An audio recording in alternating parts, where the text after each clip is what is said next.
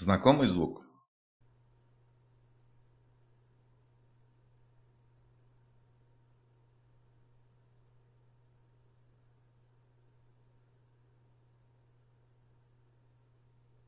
Не переключайтесь, будем истреблять. Для начала переходим в BIOS и тут же натыкаемся на первую проблему для старых китайских материнских плат. В китайских BIOS с заводского исполнения этот параметр будет отсутствовать, если изначально разгон процессора недоступен.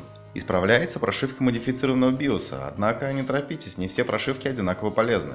Нам же необходимо отключить функцию C6 Report.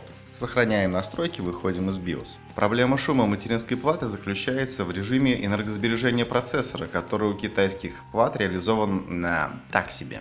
Естественно, простейший способ избавиться от шума – выключить этот режим. Для некоторых конфигураций с не особо жрущим процессором отключение режима C6 Report будет уже достаточно. Или, по крайней мере, сильно снизит шум от платы, что уже может быть удовлетворительным. Если же это не помогло или недостаточно, тогда ставим программу Throttle Stop. Программка абсолютно бесплатная, качаем с официального сайта, запускаем, видим предупреждение о том, что программа вмешивается в систему электропитания процессора и все манипуляции вы производите на свой страх и риск.